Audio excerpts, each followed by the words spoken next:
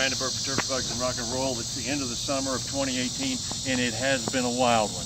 A lot of that wildness relates to which pests showed up, when they showed up, how significant they were, and why was this year such a wild year related to pests. So here's what we know, at least in much of the U.S. during the winter of 2017-2018. It was really crazy.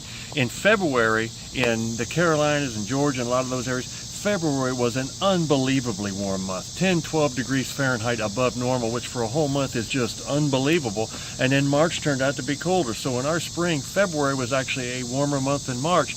And it really appears that that dramatic shift during the winter months and early spring really had an impact on the intensity of certain pests and the timing at which they showed up. So one of the things that I said back in the winter time was I said fall armyworms probably will not show up early. In fact, they may show up late because we had some really, really cold weather, even down into North Florida. So it was going to push their overwintering sites really far south, and it was going to take them longer to get here.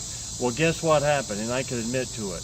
By mid-July in the Carolinas and Georgia, we had fall armyworms everywhere. They were really a little bit earlier than they normally show up. So here's the deal. You know, I spend a lot of time trying to figure out and predict and get information on when certain pests are going to occur.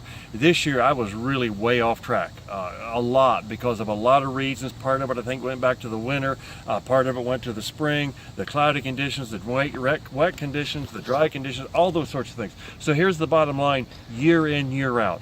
Get out and look, get out and scout, get out and check, and make your decisions based upon what you actually find, not what you think might be happening, or not even what I say on Turf Bugs and Rock and Roll. Get out and check.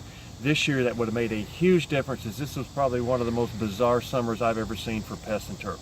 Hope that helps. Look forward to seeing you again soon.